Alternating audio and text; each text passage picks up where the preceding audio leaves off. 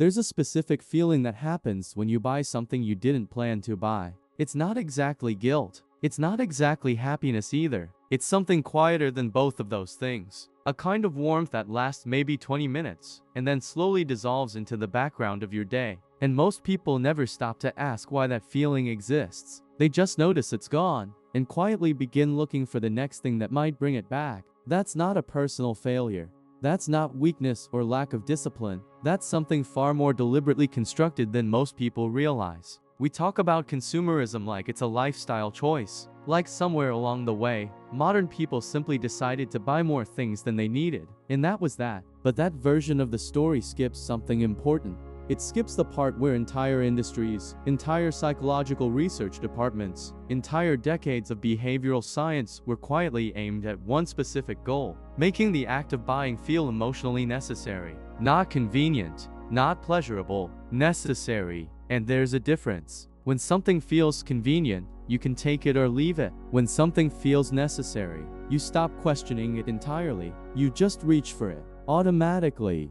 The way you reach for your phone in the first few seconds after waking up, before you've even fully decided to be conscious yet. That automatic quality is not accidental. It took an enormous amount of work to produce. Think about the last time you walked into a store without a specific list and walked out with more than you intended. Or opened a delivery app at 11 at night, not because you were particularly hungry, but because something felt slightly off, and the act of ordering something gave that feeling somewhere to go. Or scrolled through a website for 20 minutes and bought something with a kind of quiet urgency, like the window of opportunity might close at any moment, even though the item had probably been available for months and would continue to be available for months more. These aren't random moments. They're the results of systems designed with extraordinary precision to locate the exact emotional gap between how you feel right now and how you wish you felt, and then position a purchase directly inside that gap. The dark part isn't that companies want to sell things. That's obvious. The dark part is how deeply the emotional architecture of modern life has been shaped to keep that gap permanently open, to make sure you never feel quite complete, never quite settled, never quite enough. Because a person who feels genuinely complete doesn't spend the same way a person who feels quietly insufficient does. And somewhere in the middle of modern life, between the notifications and the comparison and the rising cost of everything and the exhaustion that follows people home from work, that feeling of quiet insufficiency became the ambient emotional weather of everyday existence. Not dramatic, not crisis level, just a low, persistent hum of not quite. And consumerism learned to live inside that hum. There's a concept in behavioral psychology called the Hedonic Treadmill. The basic idea is that human beings are remarkably bad at predicting how long positive emotions will last. We expect the new thing to change how we feel in some lasting, meaningful way. And it does, for a while. But then the emotional baseline quietly resets. The new apartment becomes just the apartment. The new phone becomes just the phone. The feeling fades, not because something went wrong, but because that's simply how human adaptation works. We normalize, we absorb, we move forward looking for the next thing that might finally hold. What makes modern consumerism genuinely dark is that it was built on top of this psychological reality with full awareness of what it was doing. The product cycle accelerated not because technology demanded it, but because a shorter emotional shelf life means a faster return to the gap. A faster return to the gap means another purchase sooner. The limited edition exists not because scarcity is natural, but because scarcity creates urgency, and urgency bypasses the slower, more rational part of the brain that might otherwise ask whether this is actually necessary. The sale that ends tonight exists not because the business needs to clear inventory by midnight, but because a closing window activates a specific kind of low-grade panic that makes spending feel like relief. These are not accidents of market behavior. These are applications of psychology, and they work on almost everyone, including people who consider themselves financially aware, emotionally intelligent, resistant to advertising. The mechanisms don't require naivety to function. They require humanity, and everyone has that. Maybe that's the part that feels most uncomfortable to sit with. The idea that awareness doesn't fully protect you. That you can understand exactly what a notification is designed to do and still feel the pull of it. That you can recognize an emotional gap being deliberately held open and still feel the quiet gravitational force of whatever is being positioned inside it. Because the system isn't operating on your conscious mind. It's operating underneath it. At the level of feeling slightly restless at night on a Tuesday night. At the level of your hand moving toward your phone before your brain has formed a clear intention. At the level of a vague dissatisfaction that doesn't have a name yet, and so it goes looking for one in a shopping cart. There's also something worth saying about identity. Because modern consumerism didn't just sell things. At some point it began selling versions of self. The right brand doesn't just mean quality anymore. It means something about who you are, what group you belong to, what kind of person you've become or are becoming. And identity is a far more powerful motivator than utility ever was. You don't buy the coffee because you need caffeine. You buy it from that specific place because of what it quietly communicates. To other people, yes, but more importantly, to yourself. Because self-perception is one of the most emotionally loaded territories in human psychology, and consumerism learned decades ago that if you could position a product inside someone's sense of self, you had created something far stickier than brand loyalty. You had created emotional dependency. And emotional dependency is difficult to examine honestly, because examining it requires admitting that part of how you understand yourself has been quietly outsourced to a series of purchasing decisions you barely remember making. There's a particular kind of exhaustion that comes from living inside a system that is permanently trying to sell you something. And it's not the exhaustion of being bombarded by advertisements, exactly. Most people have developed a reasonable tolerance for obvious advertising. They scroll past it, they mute it, they develop a kind of low-level immunity to the most visible forms of commercial pressure. The exhaustion runs deeper than that. It comes from the continuous low-grade cognitive work of navigating an environment that was designed, at every level, to extract decisions from you. Every app has a recommended item. Every checkout page has a last-minute addition. Every streaming platform has something auto-loading before you've decided whether you wanted more. Every social feed contains, woven between the personal content you actually came for, a carefully calibrated series of images showing you versions of life that are slightly better than your own.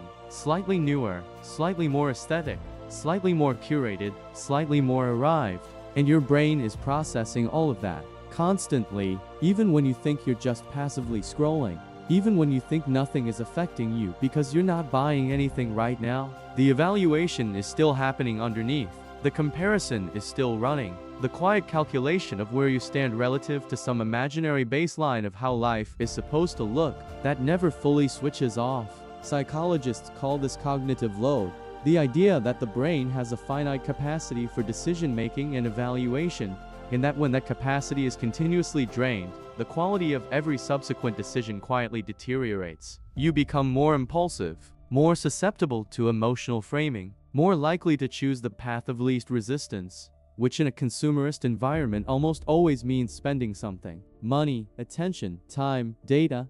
The attention economy understood this before most people had language for it. An exhausted mind is a more pliable mind. An overstimulated person reaches for comfort more readily. A person who has spent 8 hours making decisions at work, and then 2 hours passively consuming content designed to produce low-grade dissatisfaction, is not in the best psychological position to evaluate whether they actually need the thing being gently suggested to them at 10:30 at night. And so they buy it. Not because they're foolish, because they're tired. Because the gap between how they feel right now and how they wish they felt is real. Even if the thing being sold to fill it never quite reaches the bottom. This is where the financial dimension becomes quietly devastating. Because the emotional logic of consumerism doesn't care about your bank balance. It operates on feeling, not arithmetic. The purchase that happens at the end of a long day. The emotional online shopping that follows a hard conversation. The subscription that gets added during a period of loneliness because the service promised some version of connection or entertainment or distraction. None of these decisions were made with a spreadsheet. They were made with an emotional nervous system that was looking for somewhere to land. And the financial consequences of emotional spending accumulate slowly enough that they rarely feel dramatic in the moment. It's not one catastrophic decision. It's the steady, quiet accumulation of small emotional exits. Each one individually reasonable. Each one, in context, completely understandable. Together, over months, over years.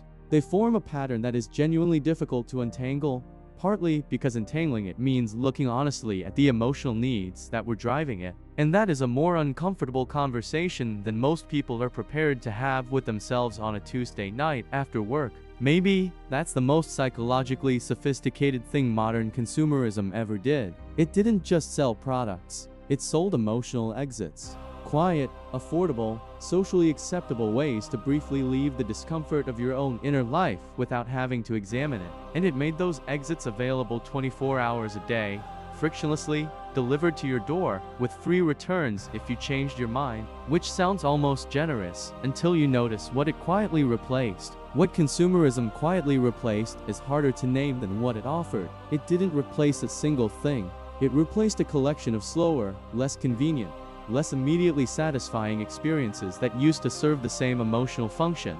Boredom that led somewhere, stillness that eventually produced a thought worth having, discomfort that, if you stayed with it long enough, told you something true about what you actually needed, conversations that were difficult to start, but left you feeling less alone than any purchase ever could. None of those things come with a loading bar.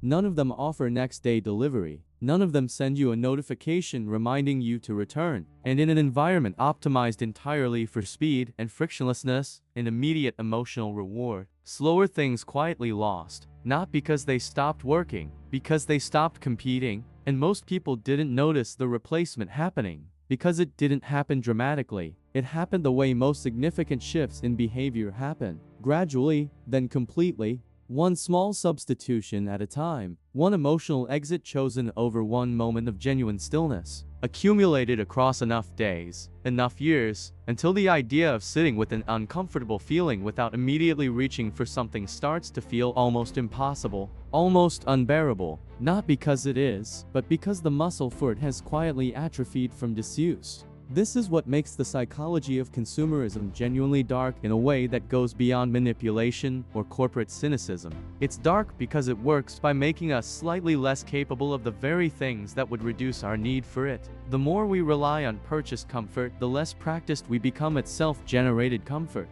The more we fill silence with consumption, the more threatening silence begins to feel.